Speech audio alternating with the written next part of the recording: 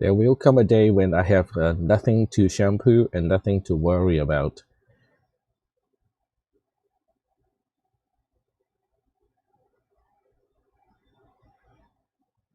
The problem is that process is very gradual, so I'm just losing hair, yeah, at a very steady rate.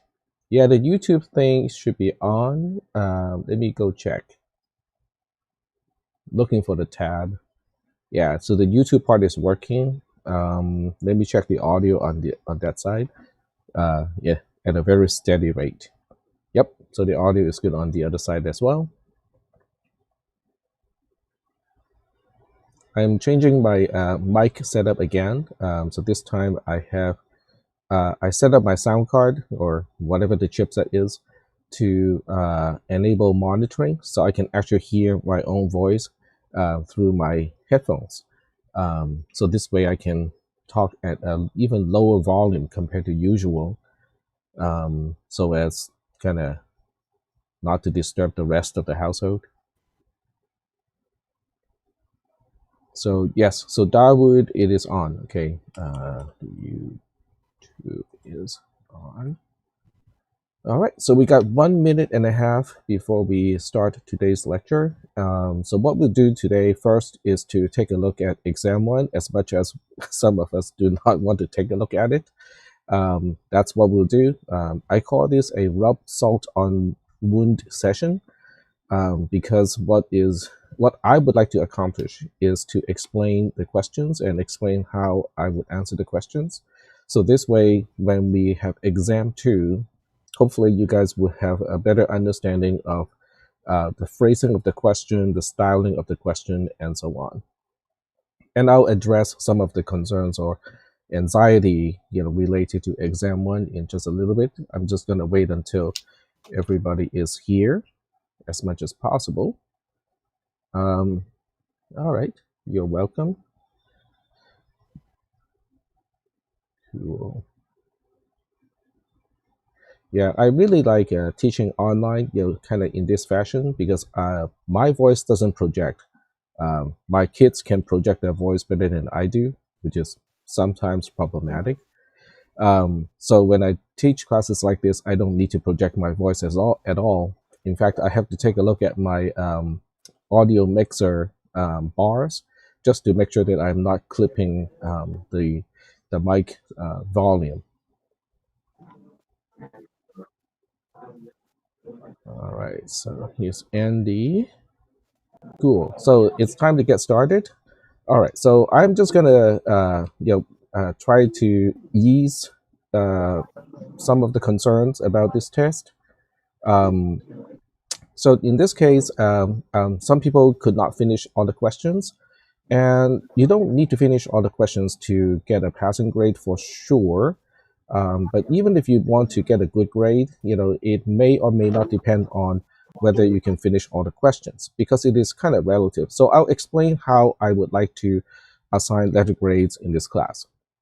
Let's just say that, for whatever reason, okay, I made the test too easy, or I just really got a very good class in a particular semester, and everybody just aced the test, okay? Everybody got 100% out of this test. I do not have a problem with giving everybody an A if they get to the correct percentage, okay? So that is not a problem. On the other hand, let's just say that I made the test so hard that the highest score is only 50%.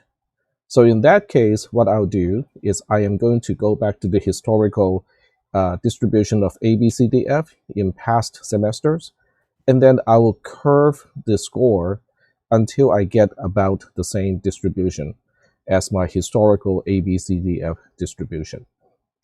So that's why, how should I put it? I want to put it in a very gentle way, but at the same time, I want to tell people the actual truth. Okay, so I don't think everybody is going to pass this particular test. Okay, well, partially because some people did not even attend; they were not there to answer the questions. Okay, so I don't think there's a problem with giving those people an F. But other than those people, okay, I will curve it. Okay, after I grade and get all the scores, from everybody, I will curve it, so that I will get, close to the historical distribution of the letter grades, from past semesters. So do we have any questions about that particular aspect? Because I just don't want people to get, too anxious because they could not finish every single question.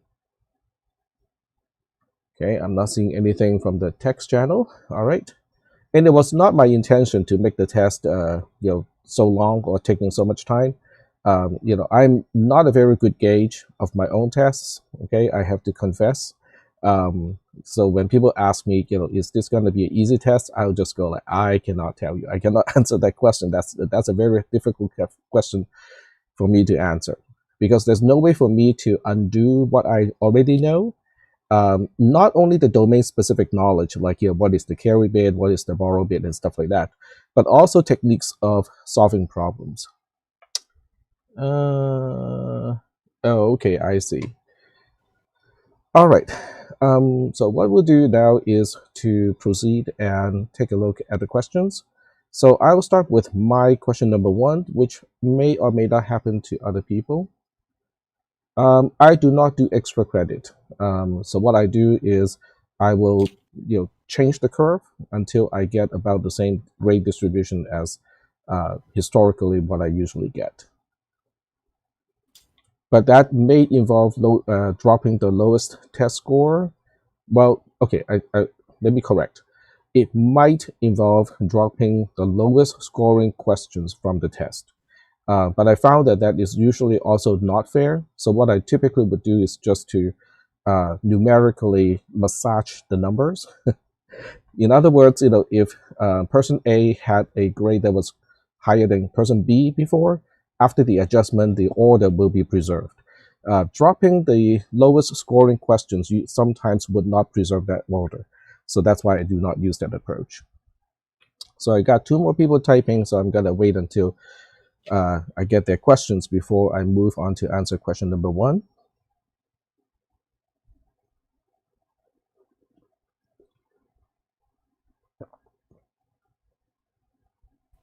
You guys can use the voice channel too if it's not too noisy in your background. I mean, that makes it a whole lot easier. It's faster that way.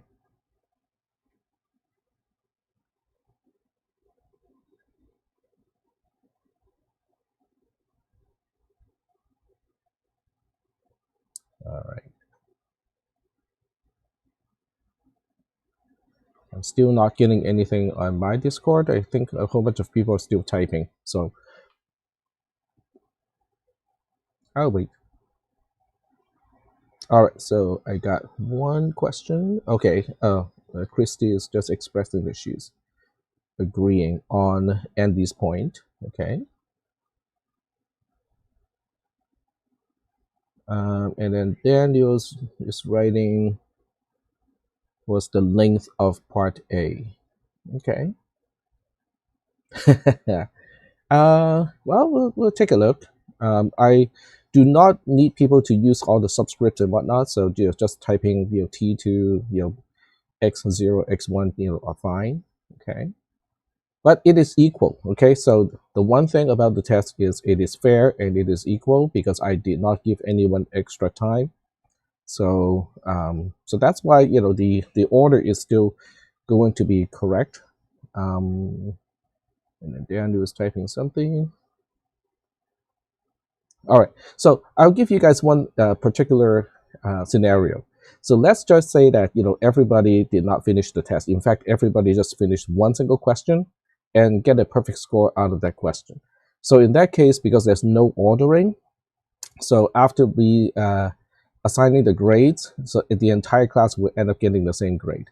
Now, what that grade is going to be, it's going to be a little bit difficult to determine because because in that case, I can't really differentiate whether the entire class is an A, a B, or a C. I definitely won't give a D or an F in that case.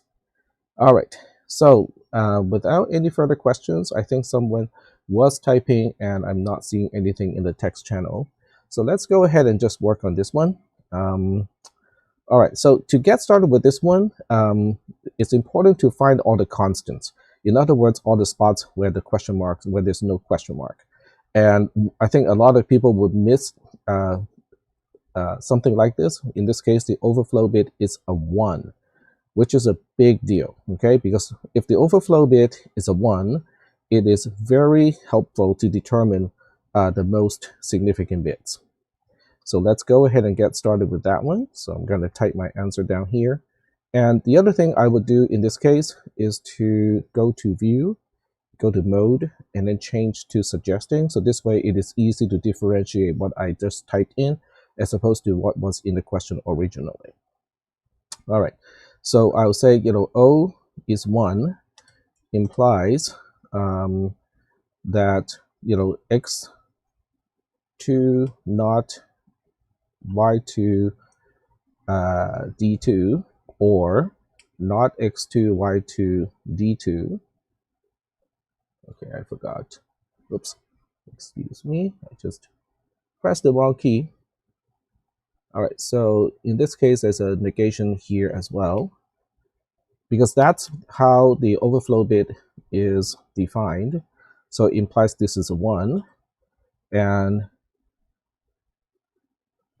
it is not in the share folder, but the link to of sharing that is at the top of the text channel. Let me just pin it. There we go. So if you go to the pinned messages, you should be able to find it, Andy. Okay, cool. All right. So knowing the overflow bit is a 1 is telling us one of these two is correct. So now the question is, which one are we talking about? Out of these two, we know that we do not want to end up with a borrow situation because the borrow bit is already, the overall borrow bit is already a 0. Okay, so we say, B 0, 1, 2, 3. So B3 is a 0. So the only thing that can make this happen, this implies that x2 is a 1, y2 is a 0, and d2 is a 0 as well. So just knowing the overflow bit is a 1 and the borrow bit, overall borrow bit is 0, that helped me to finish, to fill in these bits. This one has to be a 1, this one has to be a 0, and this one has to be a 0 as well. Okay, now that is really helpful because 1 minus 0 has got to be a 1 here. And if I type it here, okay, so we say, Q1 is Q2 is x2 exclusive OR with y2, which is now known to be a 1. And because Q2 exclusive or T2 is D2, which is a 0, so we also know that T2 is a 1. So I'm going to explain here. So we say Q2 is a 1 and D2 is a 0 implies that T2 is a 1. So we go here and then we fill in this one over here. All right. I'm just checking the text messages to make sure that there are no questions on that side. Okay. This format doesn't help too much when I'm editing the table, but it just kind of works out in this case. So now we can move on to column 1, okay, or bit 1.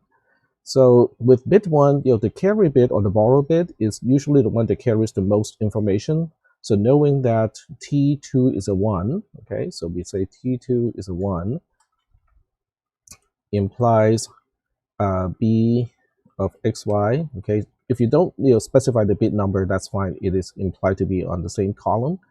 Or B of QT is a 1. And we know B of 1 something, whatever that question mark is, it doesn't matter what it is, because if you subtract anything from a 1, it is always not going to give you a borrow. So that means B of QT is a 1, and that implies that Q2 or Q1, Q1 in this case, so Q1 has to be a 0 and T1 has to be a 1 in this case. So that's how we resolve. This is a 0 and this is a 1. So after that, we get down to D is the easy one. So D1 is a 1.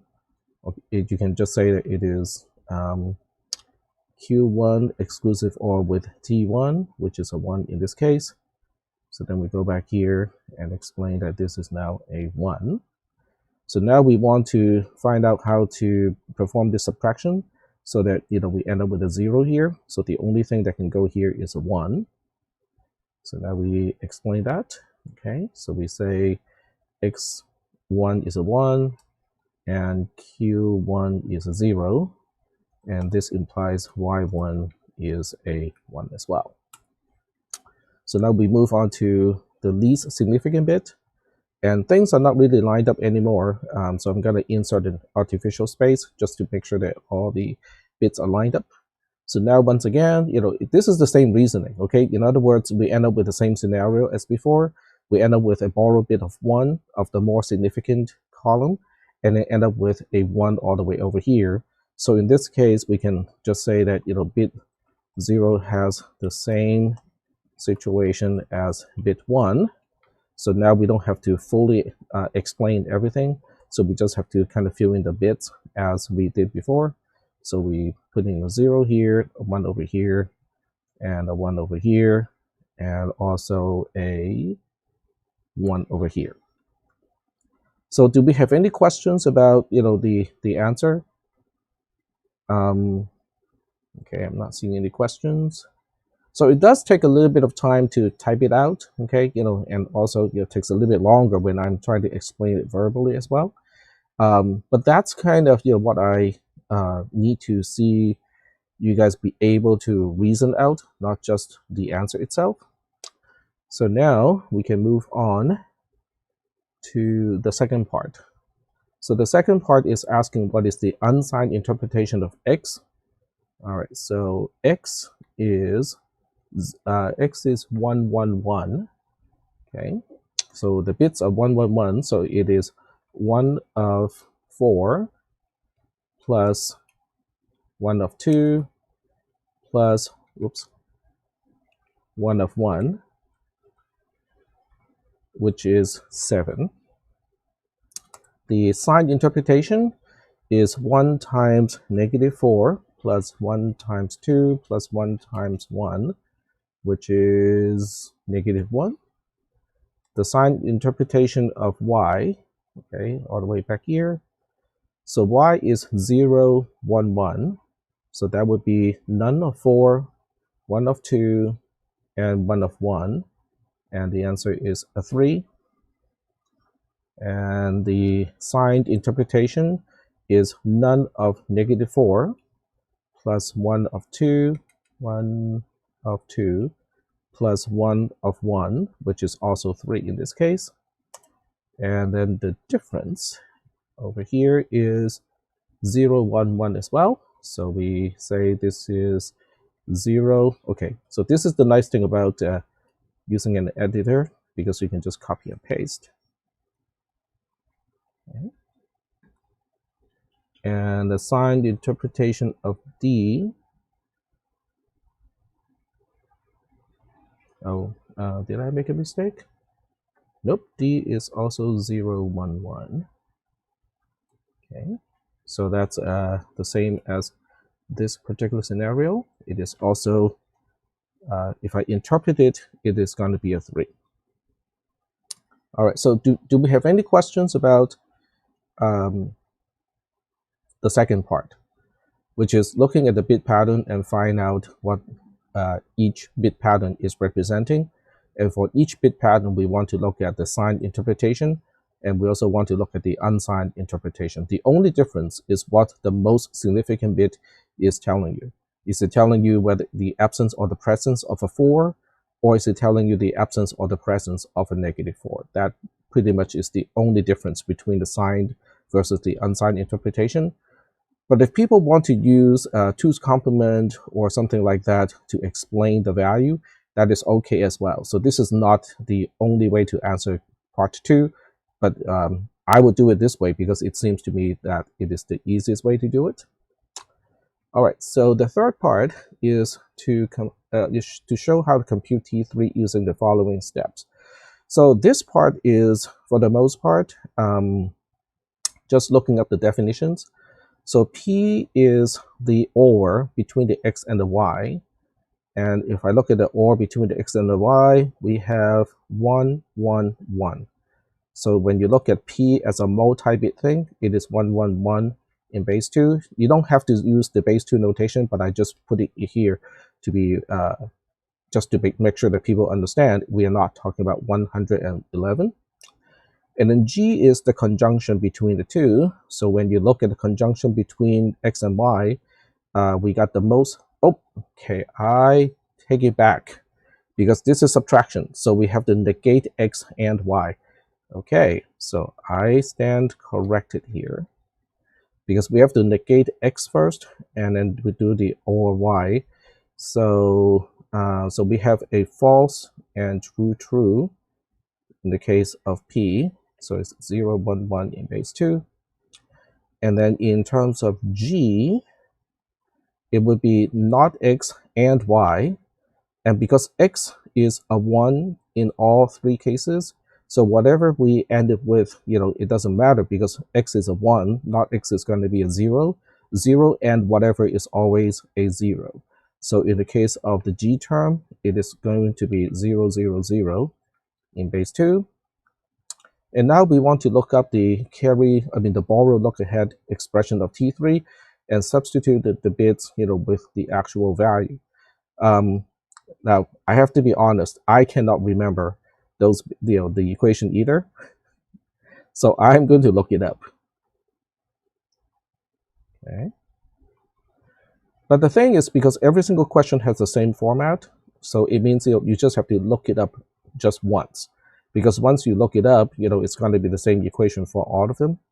So we get to binary number subtraction. Oh, it's right here. And then we just look at the end, borrow, look ahead. And okay, that doesn't tell me anything about T3. Okay, so we have to go back to look at binary addition because it's the same equation as binary addition. So we go to binary addition, which is here. And then look at that module. And it is in section 6. And we're looking at K3. So T3 has exactly the same format, except it doesn't end with a K0, it ends with a T0 instead. So what we do is we just kind of copy and paste this. Okay, I cannot copy and paste it, so we have to retype it. So it's G2 plus P2 G1 plus P2 P1 P0 K0. Obviously, I'm not going to remember this. Okay, so good thing about using a computer to do this is I can copy and paste it. So I just take a screenshot, copy it to the clipboard, switch back to the question. So now I can put it here just as a reminder of what it should look like. And then now I can just put in the values corresponding to those bits. So all the G terms are 0, so we got a 0 to begin with. P2 is a 0 as well. G1 is a 0. P2 is a 0. P1 is a 0. Oh, 0 is a 1. And then G0 is a 0. And now we have P2, P1, P0, K0. So those are all zeros. So we have 0, 0. Oh, I take it back. With all the P terms, only the most significant bit is a 0. All the other ones are 1s. So we have 0 and 1 and 1. And then T0 in this case is a 1 as well. See right here is a 1. And then we just say that this whole thing, okay, let me just go back to the previous line. So this whole thing is boiling down to just a 0 because we have 0, or this is 0, this is also 0, and this is also 0, because with every single conjunction there's at least one term being a 0. So we have, basically just a disjunction of 4 zeros in this case, and as a result the overall borrow bit T3 is a 0, which is consistent with what we are given with in this case. So I do realize that this is taking a little bit of time to explain and to answer, but all of the other questions are of exactly the same format. The reasoning to get all the bits resolved can be a little bit different depending on what bits are given and their values. But once we get through to this, a little bit, you will see that they're all about the same. So it does take time to type, but it is the same for everybody.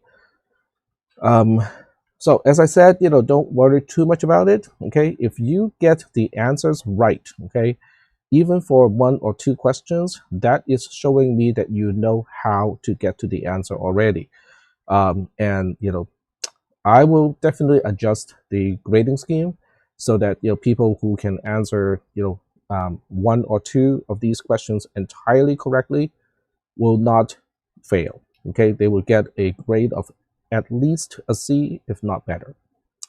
All right, so I think I have explained one particular question, how to answer it, and also how I will grade it and assign letter grades. So let me see if I have any additional questions before we go back to floating point numbers.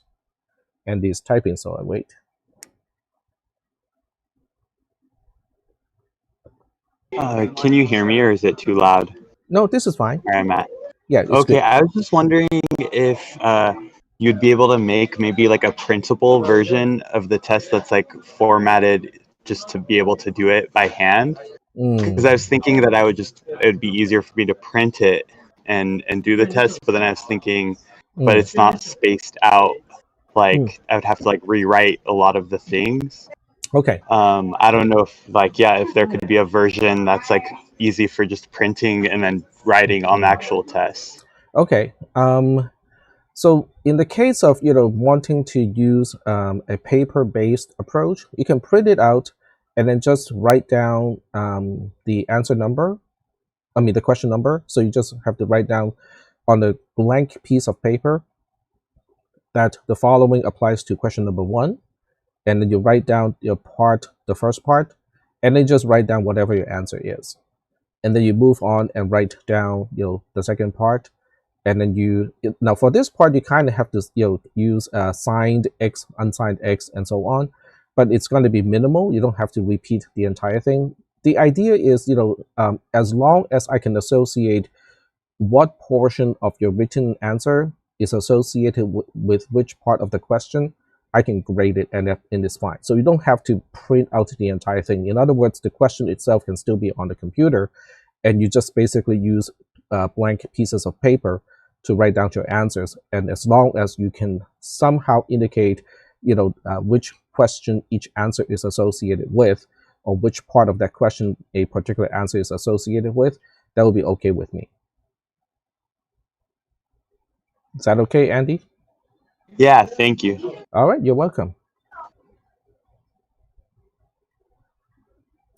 All right. So are there any additional questions you guys want to ask about this exam? Like going through maybe question number 2? If not, we can move on. Oh, Daniel just typed something. Are we going to have access to the test after you grade it? Yes. In fact, even before I finish grading it, I will reopen those in read-only format so that you guys can go back and see how you answered each question. That is not a problem. Cool. Yep, you're welcome. All right, so if there's no one interested in the answer of question 2, then we're going to go back to talk about floating point numbers. So I'll just wait a few seconds for people to respond.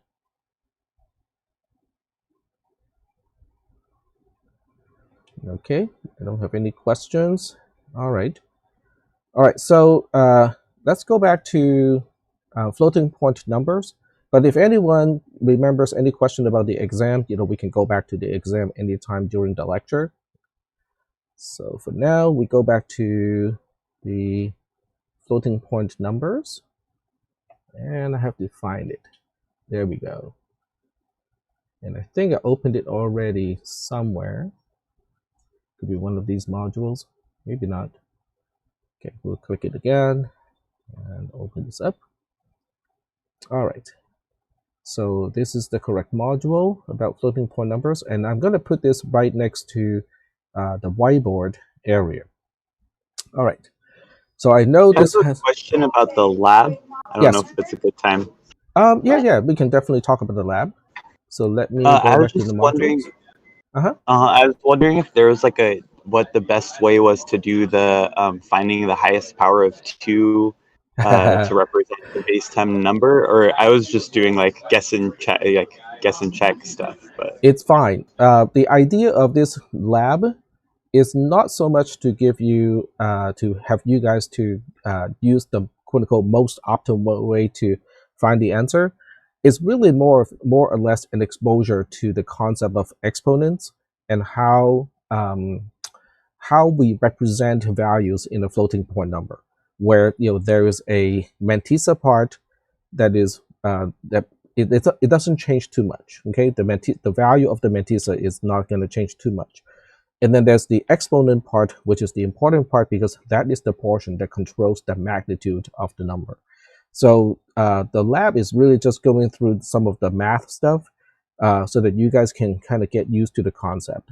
So there are many ways to do this. Okay, you can just try this out on the calculator. That's okay. You can use a spreadsheet. Okay, so you can use a spreadsheet to enumerate powers of 2, and values associated with those powers of 2 and find the right power of 2 that way. Or you can use math to derive the correct answer. So all of those are okay. There's no right or wrong way to do the lab. As long as you learn something from the lab experience, it's fine. Oh, okay. How do I do it using math? Okay, so I can illustrate it. Just remember that I'm not expecting the class to use math to solve these equations. Even though the math involved probably is doable, assuming that people have probably Algebra 2 or IM3 from high school. All right. So let's take a look at this one. Consider the base 10 number as the following scientific notation, blah, blah, blah. It is conventional to normalize the mantissa so that it is greater than or equal to 1 and less than 10. Okay, so this is definitely more than 1. Excuse me, more than 10. If we are to normalize the mantissa, what is the new exponent so that the notation maintains the value it is representing? So in this case, this is where the decimal point is in the original number. So we have to move it twice to the left, okay, in order to end up with a mantissa that is less than 10. But every time we move the point to the left by 1 position, we have to make up for the, it's essentially a division, it's a division by 10. So in order for the value being represented to stay the same, we have to increase the power of 10 by 1. So since we have to move this particular one twice to the left-hand side, so we have to add 2 to the exponent. So the new exponent is going to be 14 in this case. So any questions about question number 1? So question number 1 really only has to do with counting the number of times that we have to move the decimal point. And every time we move the decimal point to the left, we increase the exponent of 10 by 1. Okay, I'm not seeing any questions. Moving on to number 2. I believe the questions types repeat, so I only have to explain 1 to 4 because 5 to 8 is just another run of the same kind of questions. All right, okay, so this one. Consider the value represented by the following base 10 number. Okay, so this is 685 times 10 to the power of 4. That is what 685E4 is representing. What is the exponent of the largest power of 2 that is less than or equal to this value. In other words, find the largest p such that p to the power of 2 to the power of p is less than or equal to 265e4. Okay, so let me just kind of jot this down on the side. Okay, so we'll solve 2 to the power of p is less than or equal to 685 times 10 to the power of 4. Okay, I'm just typing on the side that you cannot see, but I'm going to show you the background here. Let me move this tab so it's closer to the whiteboard. There we go. All right, so this is what we're trying to solve. And the first thing we want to do is to make it a equation. Okay, so instead of looking at this as an inequality, we'll say, let's go ahead and find a q instead. Okay, and let's put this on a separate line. So we're trying to find a q such that 2 to the power of q is exactly 685 times 10 to the power of 4. So this is easy to solve because it is a equality. So in this case, we use log to solve this problem. So we basically say that q is the log 2 of 685 times 10 to the power of 4. And since most calculators do not have a log of 2, we can do the same thing using log of 10 or the natural log. So q is basically it becomes a fraction where the numerator is I'll just use natural log here. So it's the natural log of 685 times, oops, I have oh, that is correct, times 10 to the power of 4. And then the denominator is going to be the log of 2 itself, the natural log of 2. I'm missing one close paren, which is supposed to go here. There we go. So that's how we can solve this numerically using a calculator. Now, q is not exactly the answer because q is going to be an irrational number in this case that is just a little bit greater than what we want. So to solve for p, we just take the floor of it. Yep, exactly, Daniel. That's right. So we have a left of a floor, come on, and then the value of q, and then the right of a floor symbol. There we go. So that's how we can do the calculation just using math functions. But remember, this is not required, okay? I do want to emphasize that, a closed form solution like this is not required. I am not going to take row today, and I will make it clear in the text channel. No row taking today, just to give people a break. Well, the truth is I forgot to do it in 442, so I just feel like, okay, I'll give both classes the same treatment. All right. So are we good with this? Number 2?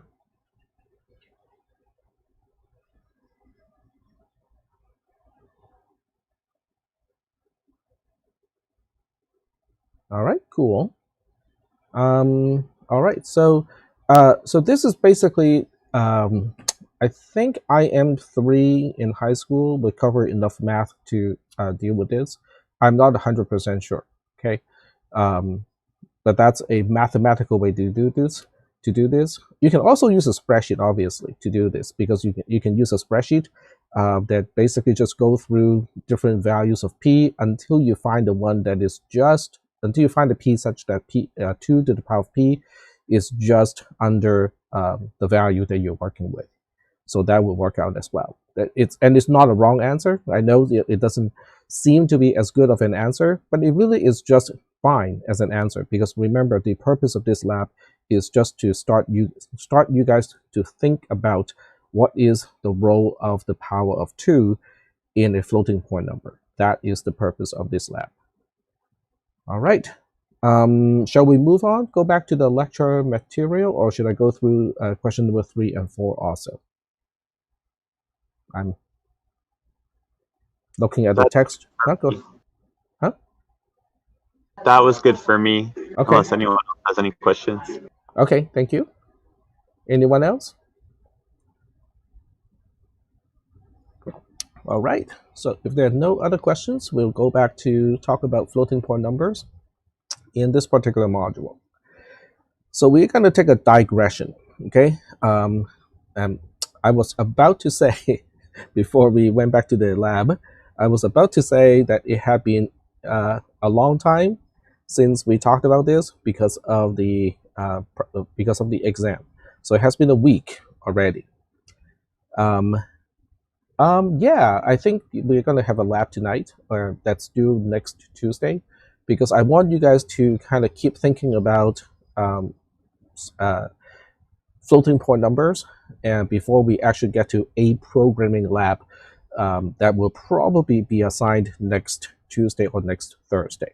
So yes, we do have a lab today, and at the end of today's lecture, we might need to give you guys the code to start on that one. And Dan is typing some more. Let me wait for that as I go to section 5. Or better yet, let me go to section 4. All right. All right, so we need as many non-exam sources of points as possible. Well, actually, the labs do not give you any additional amount of points because all the labs add up to 20%. There's a cage containing all the points from the labs. I'm sorry. But we'll see how the distribution goes after I grade exam 1, and then we'll see where we go from there. All right, so section 4 talks about regular expression. Yeah, it talks about regular expression, and this is one way to describe the syntax, so to speak, of a scientific notation in base 10. And this is a VI format for regular expression for searching for something, for pattern searching. So I do want to bring this up because regular expression is very useful in general. If you want to do any type of programming for web and for servers to contact each other, a lot of times understanding regular expression is going to be very, very helpful, because what it allows you to do is to do something like this to describe a fairly complex format of specifying a scientific notation in base 10. So I'm just going to briefly explain this, because the detail is already fully explained in the text. The square brackets, okay, when you see square brackets, it means whatever is inside are alternatives of a particular character. So in this case, when you see open square bracket plus minus close square bracket, it means we are specifying a character that can be a plus or a minus. When you see backslash and then the equal symbol, that means whatever is immediately before the backslash and equal can occur 0 or 1 time. Okay, the more commonly used word to describe this, or phrase to describe this, is it is optional. So in this case, it means plus minus of the entire number is optional. If it is missing, the number has a default sign of plus. So now we have the backslash D, okay? And Aiden find a binary number, backslash B, open bracket 0, 1, close bracket, plus backslash B. Yep, the backslash B is that the blank? Is word boundary. Okay, very good. Very nice, Aiden. So now we have a backslash D. So a backslash D is a digit. A digit in this case is from 0 to 9. So this is specifying a spot that has to be a digit, which is 0 to 9. And then we have a group over here. So the group is starting with a backslash open paren, and it closes with a backslash close paren. So everything in between, which is from here all the way up to here, is considered a group. It's kind of like open brace and close brace in C and C++, where you can contain multiple statements between those braces. Inside the braces, in this case, is this particular pattern. Backslash dot is specifying just the dot itself, or the decimal point itself, and that's because a decimal point by itself without the backslash to escape it means it is any character. It will match any character. And that's why we need to precede it with a backslash to specify, no, we are not talking about any character. We are talking about specifically the decimal point character. And then we have another backslash D, and then an asterisk in this case. So the asterisk is also a quantifier, just kind of similar to a backslash equal to, but an asterisk means any number of occurrences, including 0. So that means, we do not need any digit over here after the decimal point, but we can have as many as we want. Okay, you can have a huge number of digits, base 10 digits after the decimal point, if that is what you want to, how you want to specify the number. Then we have a backslash equal to after the backslash close paren, but this backslash equal to is not applied to a single character, because right before the backslash equal to is not a single character, but an entire group. So this backslash equal to is basically saying point and then a whole bunch of digits is also optional. After that, we get to the part that can express the exponent. So that portion, which is this group over here, this entire group specifies E and then followed by a sign and then followed by some digits. This entire part is also optional because of the backslash equal to. But if you do want to specify the exponent, then the E specifies just E. Okay, this is not a backslash E. It has no special meaning, which means we are literally just saying, I can potentially or optionally expect the letter E at this place. So if I do match a E, then I can optionally find a plus or a minus, okay, because we can see the backslash equal to right after the character range of plus minus. And then after that, I have a backslash D again, which is a digit, which is from 0 to 9. And at this time, we also get a new quantifier that we haven't seen before, backslash plus. Backslash plus is very similar to the asterisk, except in this case, it is one or more occurrences. So we do need at least one digit after the E, optionally in between, optionally having a sign in between. But after that one, we can also have as many as we want. So this is a very concise way to specify the format of a floating scientific notation, where it's not entirely normalized, because if I want this to be normalized, I would not have used backslash D over here, because backslash D is any digit including 0.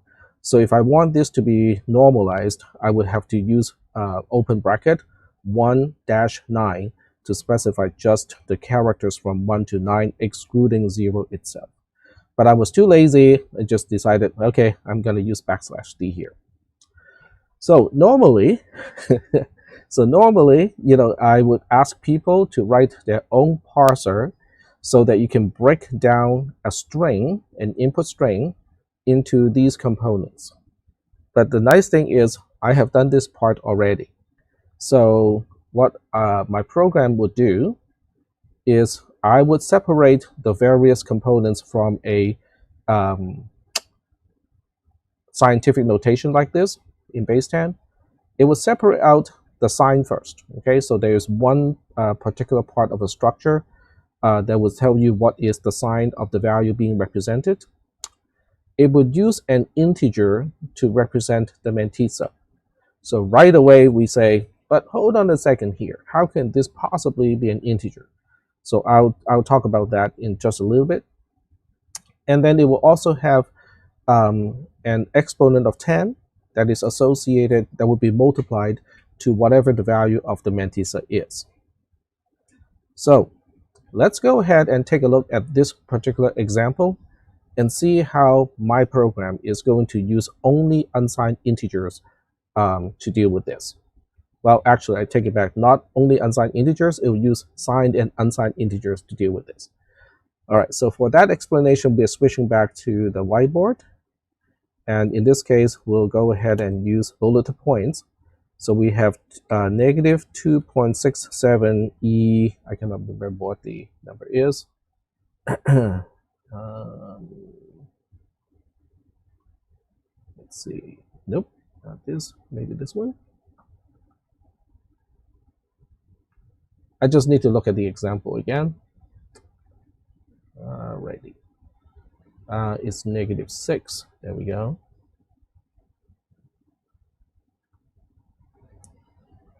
All right. So this is the input as a string. What my program is going to do here with this string is to break it up into several parts. The first part, or the first member, is called a sign. And in this case, the sign is either 1 or 0. And this one has a sign of 1 because the bit representing the sign is a 1. And then my program will also break out, it will analyze the mantissa. So this time it will call the mantissa, and it will say the mantissa is 267. This is not a typo, okay? It is not a typo. It is exactly 267, and it has a type of unsigned, as an unsigned integer. And then it will also have exp10, which is the exponent of 10. In this case, the exponent of 10 is not negative 6. Because in order for 2.67 to become 267, I have to move the decimal point to the right-hand side twice. And every time I move the decimal point to the right-hand side, the amount is not increased. It is multiplied by 10. So that means by moving the decimal point twice to the right-hand side, 2.67 is now becoming 267. So I need to adjust the exponent of 10 to compensate for the change due to the shifting of the decimal point. So even though originally it was a negative 6, it is now negative 6 plus 2, which is negative 4. So are we doing okay so far, of how, my program is parsing the different parts of a scientific notation in base 10 into these various components? Because if you look at this, okay, let me just use an equation way to look at this. So if you look at this, okay, the value being represented, which I will call V, is negative 1 to the power of sign. And I'm just going to use the letter S to represent the sign bit. And then we have times 267, which is the mantissa, which I'll just use the letter M to represent it. And times, again, to 10 times 10 to the power of negative 4. This is the value being represented. But M in this case is 267. So when you look at V expressed in this particular way, and sign is a 1, so let me change the sign, it is a 1, it should represent exactly the same value. Daniel is asking, isn't it negative 8? And the answer is yes. It is indeed negative 8 because we have to decrease the power of 10 every time we shift the decimal point to the right-hand side. So Daniel is right. I moved it in the wrong direction. There we go. Did we make the mantissa 267 because to represent it as an int instead of a double? Yep. Okay. Exactly.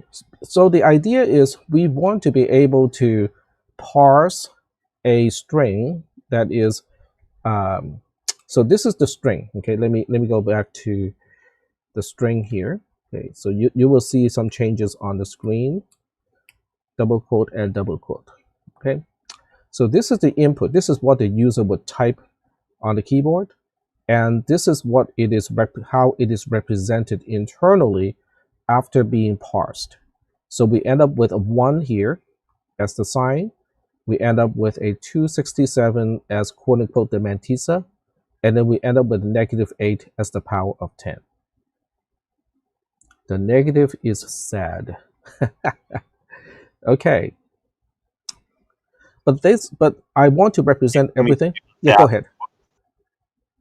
You left it out of the quotes in the string, the negative sign. The negative sign. Oh, okay. I replaced it instead of adding to it. So, or I inserted at the wrong place. There we go. All right. So are we good so far? Yeah, we are given a string that is a base 10 scientific notation, and we break it down. Internally, we are only storing integers. This is unsigned. This one is unsigned. And this one is signed. Okay. All right. So now the question is, now that we have these components, okay, so let me just kind of use symbols, to indicate what we end up with at this point, okay. So we have the sign being a 1. That's just the sign bit. The sign bit is not a big deal, okay. And then we have the mantissa, well, what I would call the mantissa as 267. And then we also have, what I would call E10, E subscript 10, because in this case, it is the exponent of base 10, and that is -8 in this case. So I would end up with these 3 particular values by parsing this particular string. But in the end, it's just a different way of looking at the same value. It's a different expression of the same value. Are we doing okay so far with, how I took the string, go through the analysis of the regular expression, and then just go through some tricks of moving the decimal point around in order to end up with a all integer representation when the value being represented is definitely not an integer. Are we good? Okay, so it looks like we don't have any questions. All right. So now the question is, how do we change this? All right, thank you, Andy, for the confirmation. So now the question is, how do we look at this? When I say this, I'm specifically talking about these two, and convert this into a double, which is essentially a base 2 scientific notation. So we started off with a base 10 scientific notation, and our job is to convert this into a base 2 scientific notation. So that is all explained in the module in section 5. Okay, so I can just say, read section 5 and be done with it, right? Well, that's not how I want to do this, okay? Because there's a lot of tricks in doing this.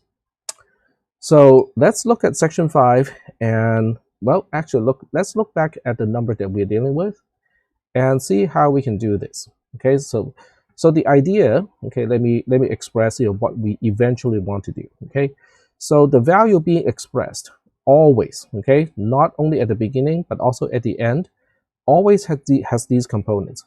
It has a mantissa, which is an unsigned integer, times C dot, times an exponent of 10. So it's always 10 to the power of, I'm just going to call this E10 as exponent of 10.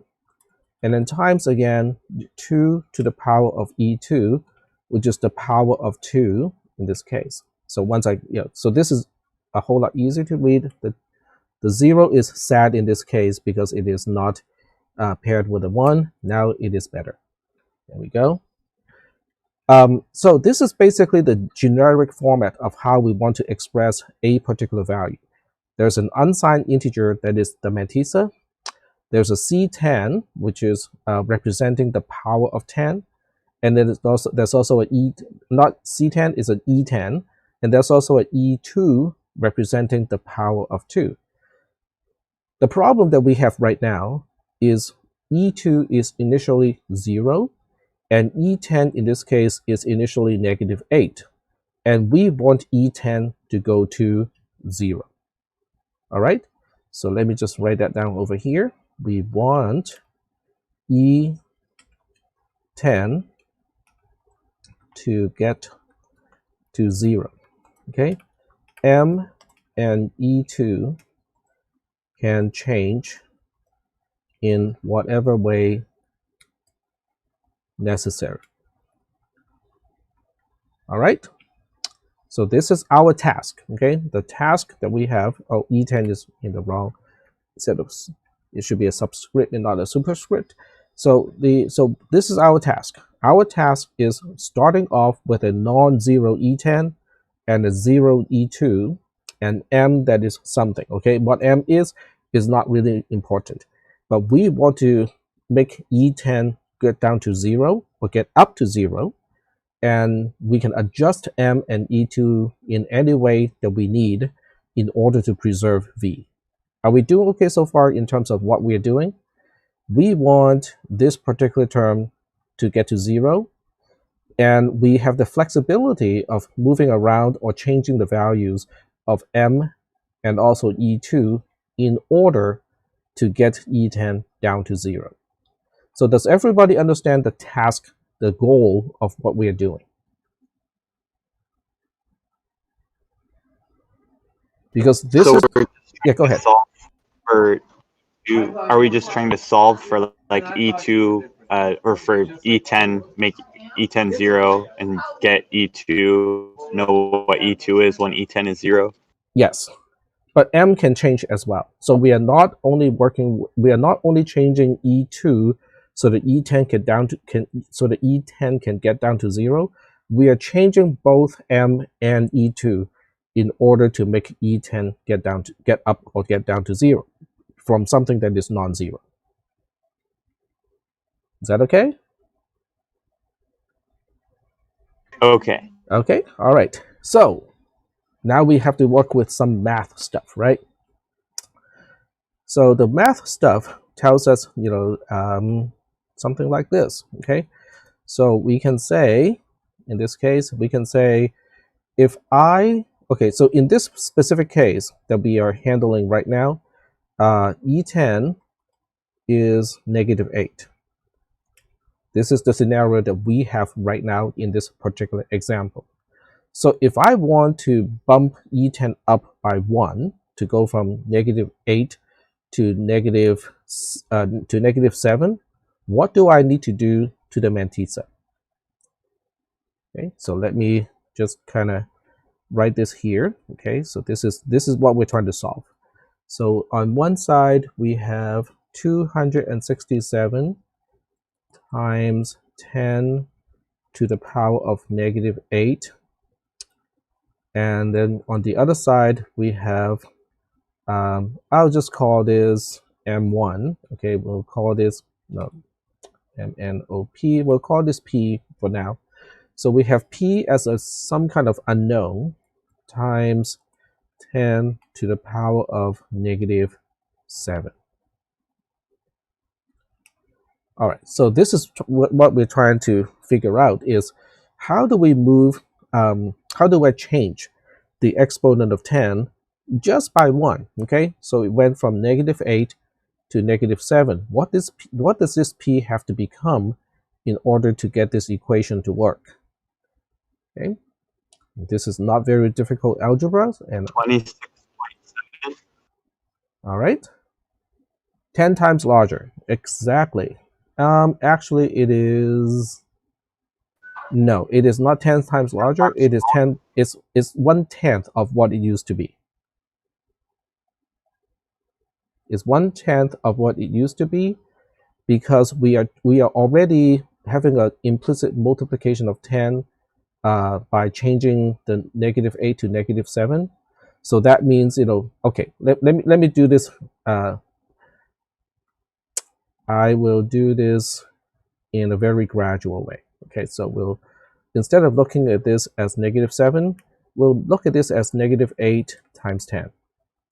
Does that work? Does everybody see how 10 to the power of -7 is the same thing as 10 to the -8 times 10? Okay, very good. So now it's just a straight up equation to solve, right? So we put p on one side, and then we put everything on the other side. So that would become 267 times 10 to the power of negative 8 divided by 10 to the power of negative 7. And if you divide 10 to the power of negative 8 by 10 to the power of negative 7, what do you get? Okay, let me just kind of put it down here. 267 times, the fraction has 10 to the power of negative 8 as the numerator, and it has 10 to the power of negative 7 as the denominator. Okay, so can someone solve this one for me? I think I just mentioned it earlier, right? So it is just 1 divided by 10. So if I solve this equation, then we get a 1 on the top, and then we just get 10 left at the bottom. Does that make sense so far? Because you can look at this as multiplying both the numerator and the denominator by 10 to the power of, wait, 26.7. Okay, let me just double check this. The math makes sense. Yep, okay, it does make sense. Okay, yeah. So now we have, we solve this. Okay, so we solve this to 26.7 without any of that mumbo jumbo after that. So now we have a question. We have a problem because we cannot represent 26.7 because the objective is to do all of this conversion without using double precision floating point number representation itself. Now, why would we want to do that? Well, because there are a lot of inexpensive processors without a floating point unit. In other words, they do not have dedicated circuitry and the transistors and the power consumption associated with it to deal with math in double. They only have fast circuitry to deal with integer arithmetics. So as a result, we want to be able to perform all of the operations using only integer operations. So we only want to use integer division, integer multiplication, integer add, integer subtraction, and so on. And as a result, this is not good. Okay, we cannot we don't want to represent 26.7.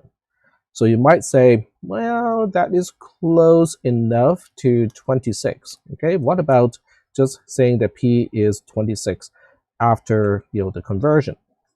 Well, the problem with this is we are losing precision this way. Okay, because we are losing that 0.7 out of 26.7. It may not sound like a lot, but it is a lot, because if we keep doing this, eventually we end up with so much error that the end result is not really that usable. So now the question is, we need to do division, but we don't want to lose precision when we perform division, integer division at that. So can someone tell me how we can do something like that? So I'll give you some ideas. Okay. So originally our problem is this. Okay. Because we are originally trying to deal with 267 divided by 10. And as a result of doing that, okay, we use a close brace. So as a result of doing this, we lost, the error margin is a lot. Okay. So I would just say that this has a lot of error. Okay. So let me ask you this question then. What if I double 267 first before we divide it by 10, and we only keep the integer part? But how would that impact the error that we are dealing with here? In other words, we multiply this by 2 first, and then we divide it by 10. It still has a lot of error, right? But not as much. Does that make sense? Now, if this is not making sense, okay, I will give you an example that will make sense. So instead of multiplying the numerator by 2, I'm just going to say, let's pick a pretty, well, okay, from our perspective, pretty big number. That is a power of 2. Let's pick 1024. Okay. So when we look at 267 times 1024 divided by 10, then the type of error, okay, what we are losing in the fractional part of the result is not really all that big of a deal. And then Daniel typed what, okay, what? Well, he's typing what because isn't this going to change the value that we are representing? Isn't this going to be a problem? Well, it is not going to be a problem because we have E2, right? See the E2 here? So we can compensate for multiplying a big number to the numerator by changing E2 to compensate for that. In other words, we look at this, okay, and E2 in this case is a 0. So we say C dot, okay, C dot 2 to the power of 0. That's a lot of error, okay? We want to do it this way, but it's not very nice. Now, if I don't want to change the magnitude of the value, then we can look at the second one and say, oh, we can compensate by C dot by multiplying 2 to the power of 1, or negative 1. Okay, this is negative 1. Because 2 to the power of negative 1 is 1 divided by 2, so in terms of the magnitude, this would cancel out the multiplication of 2 to 267. So E2 would be negative. Yes, it will continue to go negative. So in the third case, where we multiply the numerator by 1024 first to minimize the error, we know how to compensate for this, because all we have to do is to multiply 2 to the power of negative, this time 1024. Then it won't change the value that we are trying to represent, because 2 to the power of, oops, that's not what I intended to do. It's 10, okay, because 1024 is 2 to the power of 10. That's why if I multiply the numerator by 1024, then I have to change the exponent of 2 to negative 10 to just kind of cancel it out. Okay. And then Daniel says, does that mean the larger the value, the more accurate it is? The answer is yes. Okay. So let's, because the error is the remainder of the division. So if we look at each fraction as a division, then how should I put it? Then the remainder of the division is going to be quote unquote the error. But we know if you divide a number by 10, the remainder can only go from 0 to 9. And the percentage of error is relative to the number being divided, or the dividend in the division. So when the dividend is only 267 and the error is 7, it's a big deal. Okay, we are losing a lot of precision this way. But when we are looking at 267 times 2, which is 534, okay, and you divide it by 10 and you lose just the remainder of 4, well, that's not too bad because it is 4 in 500 something. When you look at 267 times 1024 and then divide it by 10 and you lose the remainder of that division, which is going to be 8 this time, you're only looking at 8 of 267,000-ish, okay? So the percentage of the error is much smaller when your divisor, being 10, being a constant, but your dividend is getting larger and larger. And we can afford to make the dividend as large as possible, as large as what a 64-bit number can represent, because we can always compensate for that magnitude by saying, we can just make it up by changing E2 in this case. And Daniel is typing, at which point is it considered accurate enough? Well, when we run out of bits of a 64-bit unsigned integer, then we just say, that's where we need to stop. Does that make sense? So I am missing one little part here in all three of these. So I'm just going to add that little part because we want to represent V. So I am just going to say, in this case, V is that fraction. But the original one has a 10 to the power of negative 8. So now we have 10 to the power of negative 7. So that part is common to every single one of these. So we do have to represent 10 to the power of negative 7 in each and every single one of these. Okay. There we go. And there we go. So we are now we are not changing the value of V, hopefully not too much, because we still lose something, but hopefully it is not that much. So this is V, and so is this. Are we doing okay so far with this approach? Does everybody see, how my original intent is really just to change the power of 10 from negative 8 to negative 7? But if I do it to a mantissa that is only 267, I lose a lot of precision. The end result, which is an integer division, is very different from what it is supposed to be. But if I multiply the mantissa first by 2 and then compensate for that multiplication by 2 by changing E2 into negative 1, I don't lose as much. If I change the multiplier to 267 to 1024, which is 2 to the power of 10, I'm going to lose even less precision.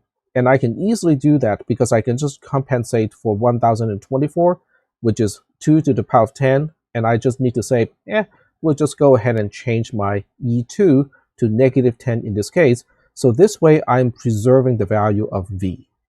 So are we kind of understanding this gradual change, how we are increasing the denominator in order to, we're increasing the value of the numerator as much as we can in order to minimize the error of the division by 10, which is an integer division. So are we getting this part? Are we understanding the approach of what we are doing here?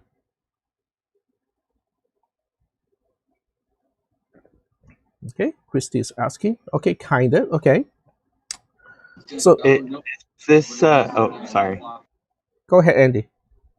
Is this kind of what you had us do in the lab on 2 of the questions where you had us times it by 2 to the negative, or 2 to the third, or whatever, 2 to the negative 3? Yes, exactly. And then compensate for that later. Exactly, Andy. So that is exactly why I structured the lab on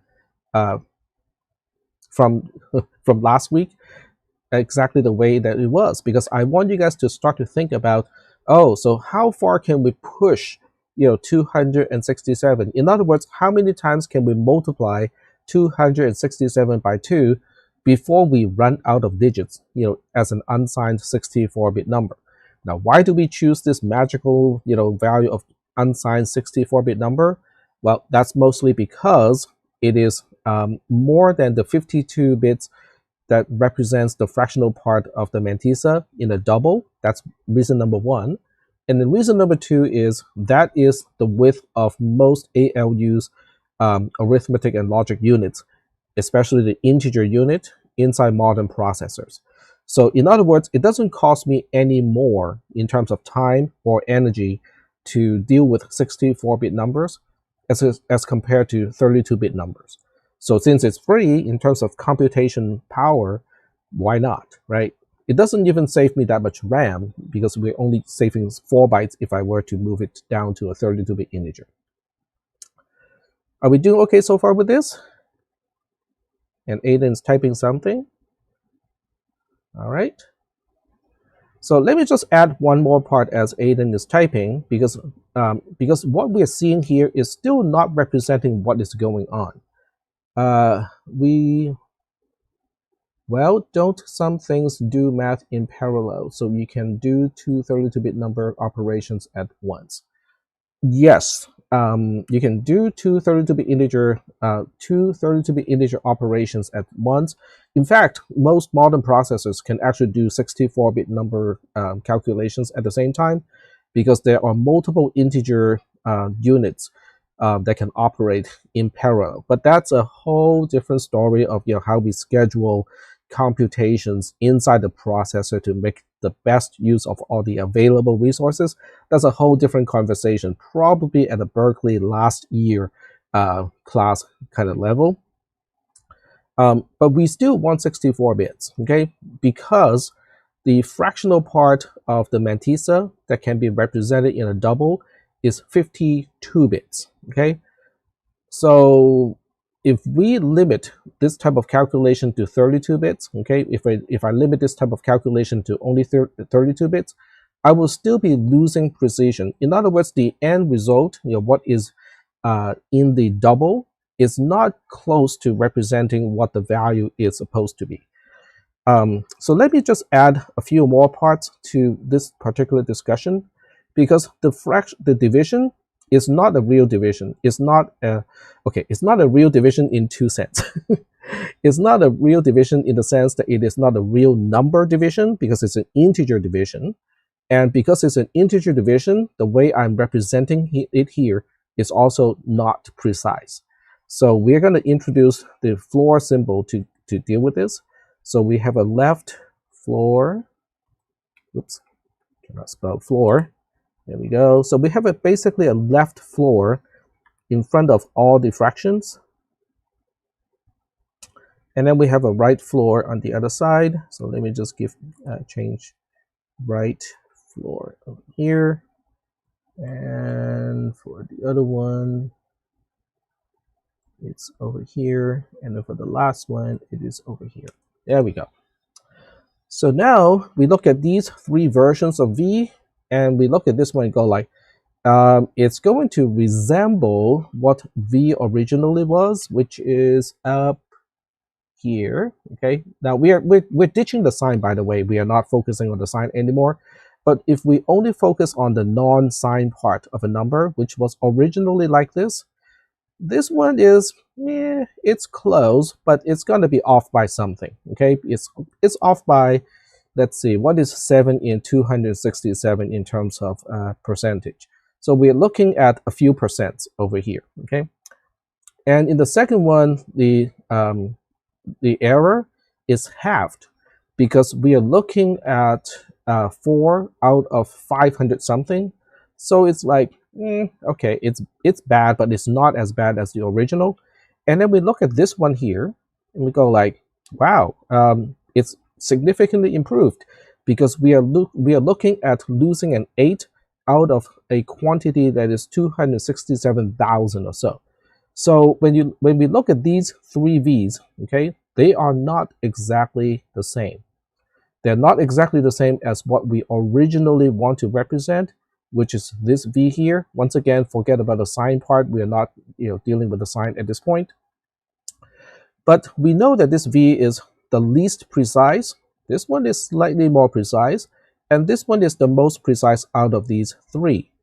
And well, if you have a choice, why not go for even better precision, right? So to get the most precision, what we want to do is to find a multiplier that will push 267. If you multiply this to 257, it will push it to the last value that you can represent. Well, okay, it's going to be the last power of 2. It's going to be the largest power of 2 that you can multiply to 267 before it overflows a 64-bit unsigned integer. And then whatever this power of 2 is, we just have to say, we can make it up by changing the exponent of 2. So this way, V is now very precisely represented, the same as before, and we end up moving the exponent of 10 from -8 to -7. I do know that we are running out of time, but I think it is very important for us to link what we are talking about here with the lab that was due today. So let me just go ahead and do some calculations to figure out what exactly is the power of 2 that we should use here. So that is, we can use a spreadsheet to do it. Okay, somebody is already doing that. Yes, so we basically repeat the process until we get the exponent of 10 down to 0, or up to 0 in this case, because we went from negative. Yes, so that would be the general approach. So let me start with a spreadsheet. And I am infamous for abusing spreadsheets to do things that people would frown upon, but it's okay. That's if we can do it, why not, right? All right, so what we're trying to do is to figure out the largest power of 2 that we can multiply to 267 so that we maximize the numerator.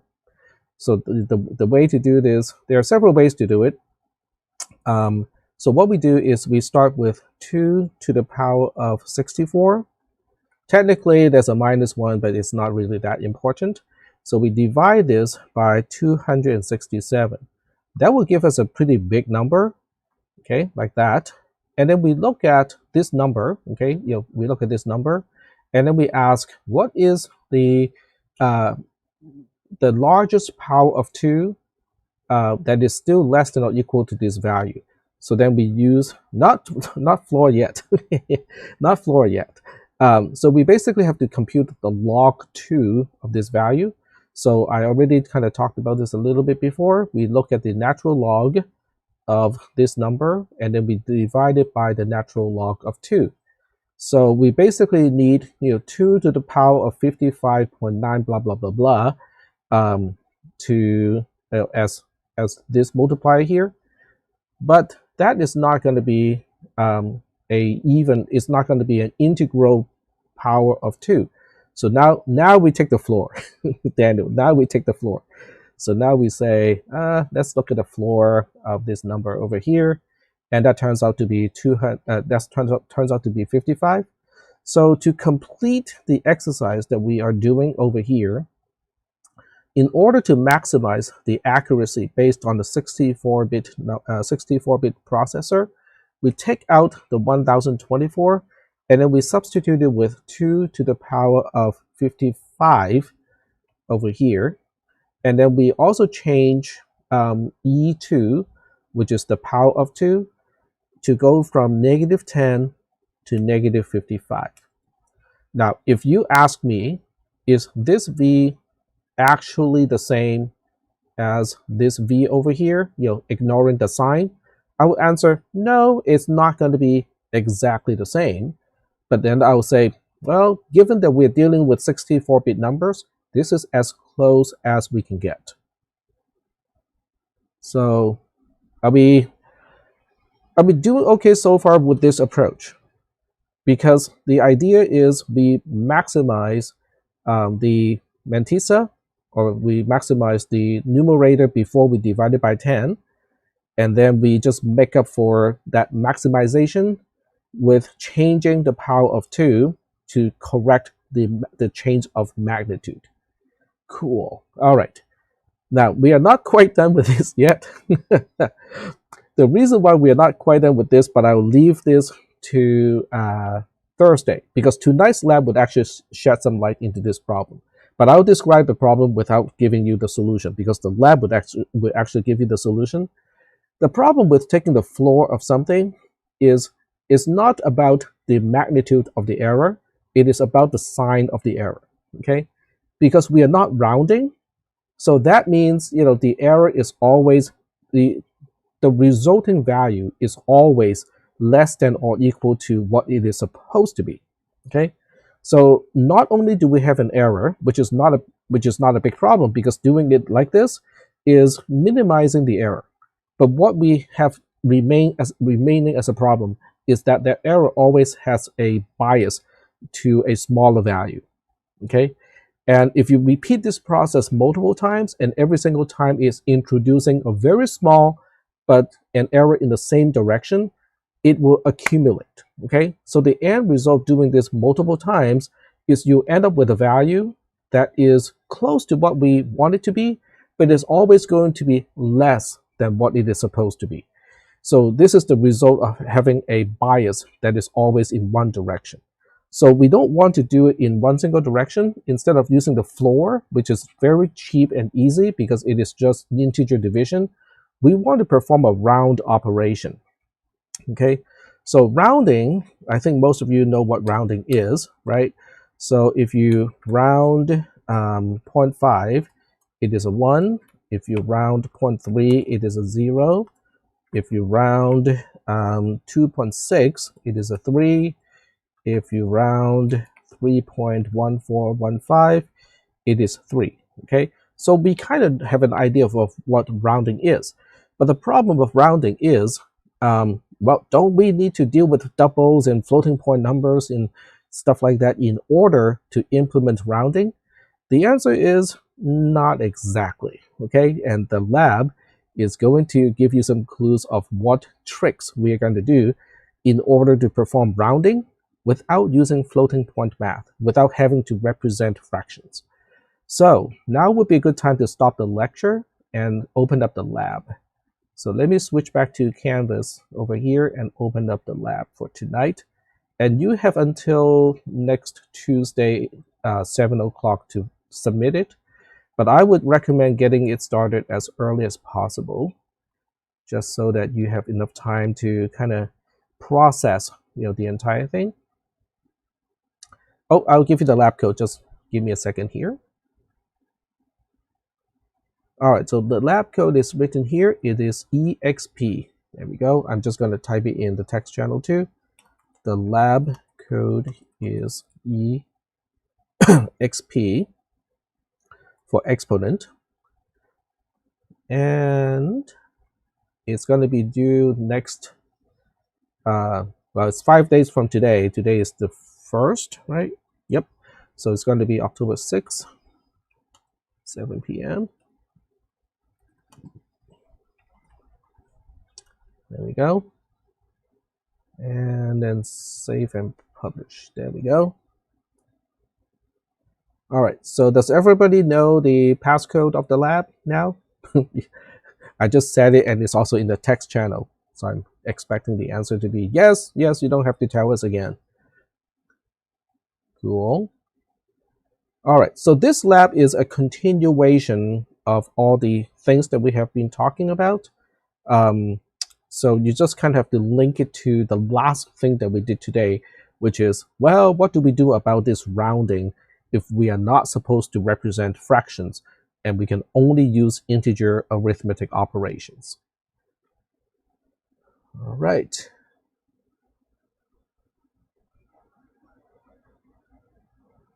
All right. Okay, so I got a separate question on the private channel, so that's okay. I can deal with it later. So do we have any additional questions about the lecture before I drop off the voice channel and stop the streaming?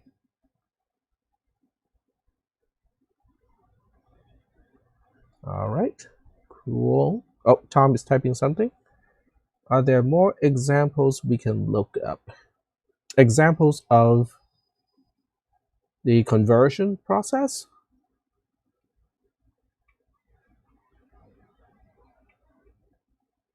Okay, so I do not have any more examples other than what the module has. What the module is going to describe is a general method of doing it. So when you look at section 5, it has a general section. It talks about how to get rid of the decimal point, and it also talks about how to get rid of the exponent of 10. But this is a gradual approach. Okay, so we have two subcases here, starting with an exponent of 10 that is less than 0 to begin with, that's negative, and also starting with an exponent of 10 that is positive to begin with. Okay, so 5.2.1 and 5.2.2 are general methods for doing this. But in terms of a flesh out example, I do not have any at this point. But the notes of tonight is going to be helpful because that illustrates exactly what we are dealing with. Something I don't see in the notes is why. So we did we times it by 2 to the 60, or we chose 2 to the 64th, and then divided by 267 because 2 to the 64th is the largest number we can represent. Yes. Is that? Yes. Okay. Yeah. And then we have to divide it by 267 because it's going to be times by 267. so that we don't want to, we divide it so that we don't want to go over that 2 to the 64th. We divide it by 10 because we want to get rid of the exponent of 10. Okay, let me see if I can find out where you're referring to in the notes. I'm referring to, I guess, the part that you did on the Excel. In the Excel here? Okay. Mm-hmm. Okay, so we can look at the equation. So this one is 2 to the power 64 divided by 267, because that quotient is the amount that I need to, quote unquote, fill up using a large power of 2. In other words, the large power of 2 should be close to the value that you're looking at here, which is 6.9 times 10 to the power of 16. Is that okay? All right, so, okay, let me just kind of do this one more time. If you multiply this, okay, which is by 267, that would give you, this number here is magical because this is, okay, off by 1, but it is essentially 2 to the power of 64. So you cannot represent a value using an unsigned 64-bit integer that is more than this particular value. So by dividing this value, what you see in column B, by 267, that will give you a value by which you can multiply with before you overflow a 64-bit number as an unsigned integer. Is that okay? Does that kind of explain A1? Okay. Yeah, So once we have A1, then we find out if I want to express A1 as 2 to the power of something, what would that something be? And that something is 55.9 blah, blah, blah, okay? And that's done by using natural log of the number of the value that I want to represent divided by the natural log of 2. But since I just need something that is less than or equal to, I don't want it to be equal to because I want the power itself to be an integer. So I only want the 55 part. I don't need the 0.939 blah blah blah part. So I take the floor of 55.9 something, and I end up with only 55 in this case. So this 55 is representing what power of 2 should I multiply to 267 in order to get that product as close as I possibly can to 2 to the power 64 so that I can minimize the error after the division. Okay, that makes sense. Okay, yeah, so the whole purpose, okay, so there are two things at play here. I know we are running out of time, but I think it is important to finish this discussion today because next week, we won't have the same context as what we have now. So there are two things, happening at the same time. The first thing that is happening is I need to somehow get the exponent of 10 up to 0 from -8. And the only way to do that is to keep dividing by 10. But if I divide by 10 and I don't do a single thing about the mantissa at this point, I would lose a lot of precision. Okay, so division by 10 is fine. Okay, you can see there's a division by 10, division by 10, division by 10, division by 10, and the power of, or the exponent of 10 is adjusted to -7. So that part is taken care of by the division by 10. But now we have a new problem. The new problem is the error of this particular division is unacceptable. So the way to fix that problem is to say, well, I'll just go ahead and make the numerator or the dividend as large as I can because I'm not changing the divisor. If I just if I make the dividend as large as possible before I divide it by 10, then the error becomes more and more negligible. And that is the second part of why it is important to figure out this 55, which is the power of 2, the exponent of 2 that we multiply to 267 before this entire quantity, the entire numerator or the entire dividend is no longer representable using 64-bit as an unsigned integer. So there are two things, at play here. One is, how do we get rid of the exponent of 10? Well, that's easy. Just divide something by 10. But when we divide something by 10, we potentially lose precision. So in order not to lose precision, we basically multiply whatever we are dividing 10 from to a value that is just barely representable using a 64-bit unsigned integer.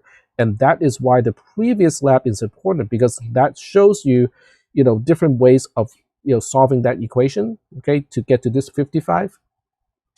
So is that okay? I mean, am I making some connections between the pieces? Because that really is the most important part of this class.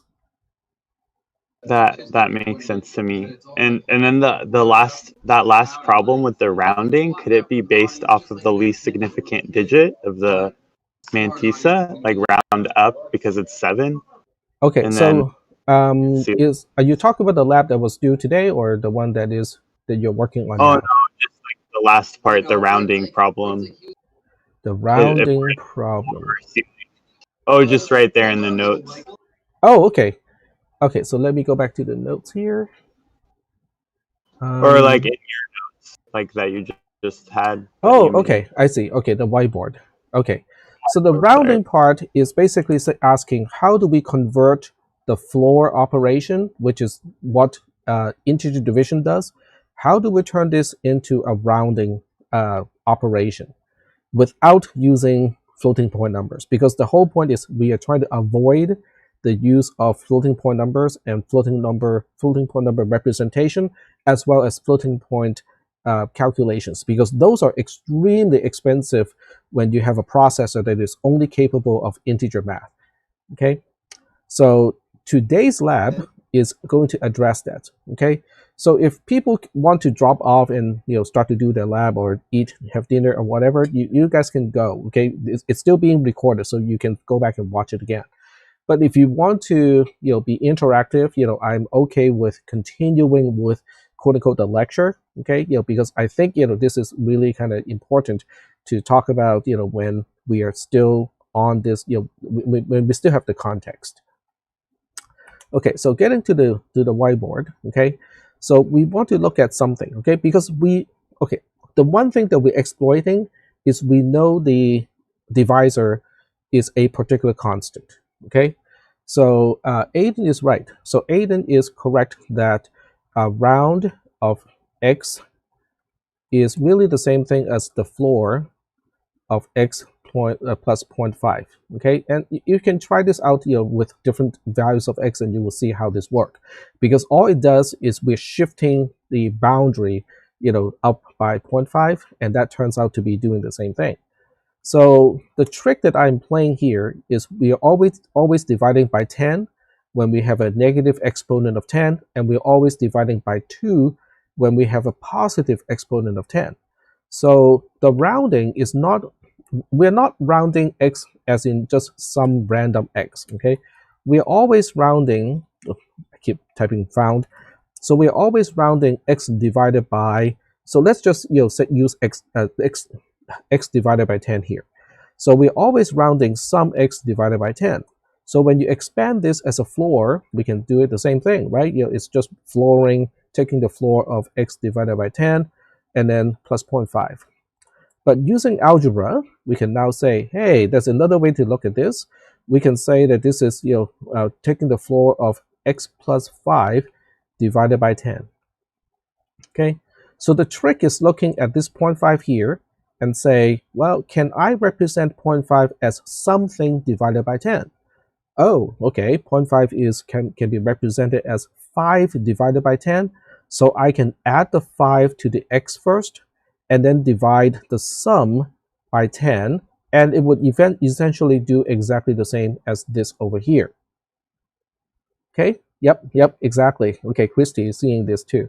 So now I have just converted something that involves a floating point calculation, because this needs to be in a floating point representation in order for plus 0.5 to make any sense.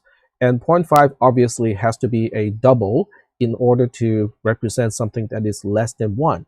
So now I have just avoided having to use a double representation because x is an unsigned 64-bit integer to begin with. And can I add an integer value of 5 to something that is already an unsigned integer? Yeah, as long as we have room to add 5 before we overflow it, sure, why not? So now we end up with a pretty big unsigned 64-bit integer here. And now we want to divide it by 10. But we are not really dividing it by 10 in the sense of regular division because there's a floor operation after the division. In other words, we're just doing an integer division. Integer division is fairly inexpensive compared to double division. So that's why this entire operation, if you express it as C operation, assuming x is an unsigned integer, this now becomes, oh, I'm typing in the wrong space here. So this entire thing really just is x plus 5 divided by 2, divided by 10 in C and C++. Because if you assume x is has an unsigned type, then the floor operation is not needed because it is implicit when we have an integer division.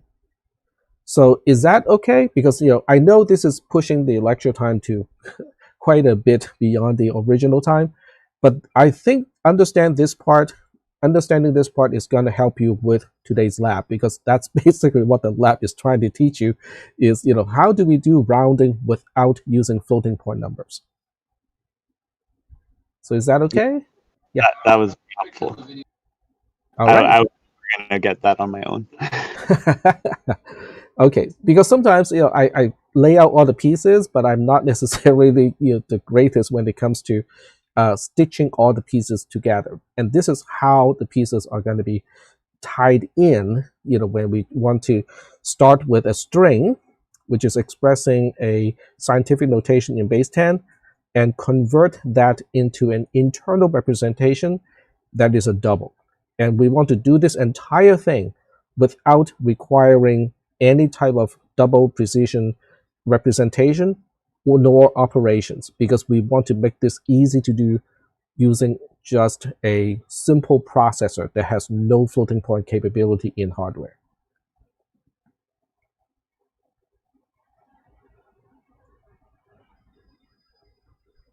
So I'm just waiting for some more questions. If we don't have any questions, we can stop the live session of this class.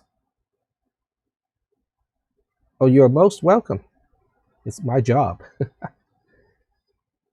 I get paid to do this, believe it or not.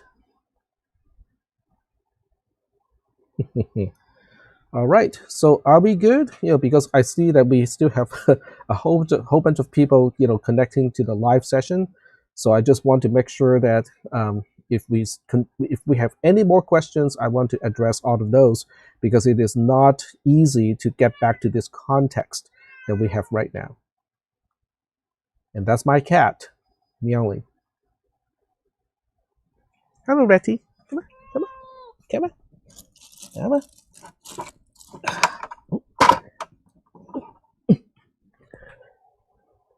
This is Retty.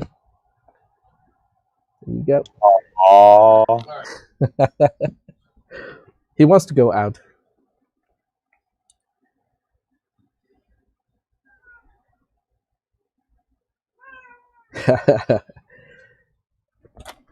There we go. All right. So it looks like we don't have any additional questions. So I'm going to stay online for until close to 10 o'clock. So if anyone can think of a question, just go ahead and text, either use the text channel or direct message me, depending on how you want to do it. Okay, you're welcome. And this weekend I'm gonna start grading, because I have 440 and 310 to grade, so that's gonna be it's gonna be interesting. Yep, you guys stay safe, have a nice weekend, and don't forget to do the lab. And I'll see you guys on Tuesday. Yep, see ya. I'm just gonna stop the voice connection, but I will remain to be online for the next hour or so.